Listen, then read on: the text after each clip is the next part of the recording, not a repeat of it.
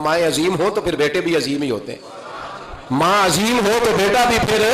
मुल्ला अब्दुल रहमान जामी कहते हैं सैयदा फातिमा अज़्ज़हरा के पास इमाम हसन और हुसैन जब भी जाते थे ना, बीबी साहिबा ये आयत पढ़ के सुनाती थी।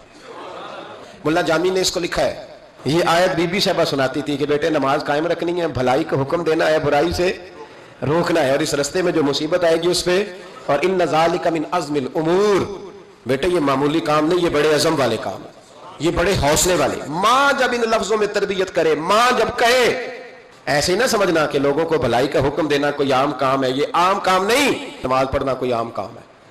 इन्ना ज़ालिका मिन अज़्मिल उमूर, फरमाया ये बड़े हौसले वाले काम है, ये बड़े हौसले वाले, बड़े हिम्मत वाले काम है जो मैं तुम्हें बता रहा हूं। बाप अपने बेटे को ये नसीहत कर रहा है। हजरत गौसे पाक जिलानी पीर बाद में बने, आलिम बाद में, अगरचे पैदाइशी वली थे, लेकिन गौसे आजम कहते हैं मैंने सबक उस्ताद के पास बाद में पढ़ा।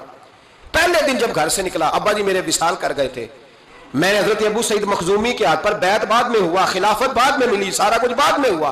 कहते मेरी माँ ने, सैयदादी ने मुझे गोद में लिया और मेरा माथा चूम के कहने लगी, अब्दुल कादर एक वादा मेरे साथ कर, जिंदगी में तेरी जुबान से झूठ नहीं निकलना चाहिए, तेरी जुबान से झूठ है। और गौसे पाक फरमाते हैं जब मेरी माँ मेरे साथ ये बात कर रही थी तो मेरी माँ रो रही थी, रो रही थी। हजरत गौसे आजम रज़ी अल्लाह तआला अन्हु फरमाते हैं मुझ पर मेरी माँ की बात तारी हो गई। कभी रो के भी किसी ने नसीहत की है बच्चों को? तारी हो गई मेरी माँ की बात। वो मेरी माँ ने आंसुओं के अंदर लपेट कर जो मुझे तोहफा दिया था ना सच का, वो मेरे जहन पर, दिल पर, रूह पर छा गया। और डाकू जब लूटने आए, यहां तो शरीयत भी बड़ी सारी गुंजाइश देती है कि बचाओ अपना माल, लेकिन गौसे आजम रज़ी अल्लाह तआला अन्हु फरमाते हैं माँ ने मुझे आंसुओं में लपेट कर दिया था, लपेट करके सच बोलना है। तो माँ अजीम हो तो फिर बेटे भी अजीम ही होते हैं, माँ अजीम हो तो बेटा भी फिर। तो 100 दिनार कपड़ों में सिला हुआ था, वो कभी किसी ने डाकुओं को भी बताया कि पैसे हैं तो ले लो। देखा ना मेरे भाई, माँ जब सच का दर्स देती है तो बच्चा सच ही बोलता है। और अगर अम्मा कहे ये पुप्पी के सामने नहीं करनी कि बेटे मैं बात करने लगी हूं, तेरी दादी को ना पता चले, बल्कि कई दफा अम्मा कहे अब्बा आए ना रात को तो उसको नहीं बताना, और फिर अम्मा ठीक 15 मिनट के बाद के बेटा हमेशा सच ही बोलना, तो सच बोलेगा। क्यों बोले? क्योंकि इसलिए कि अम्मा ने उसे पहले बता दिया है कि सच ये बात करनी नहीं किसी से।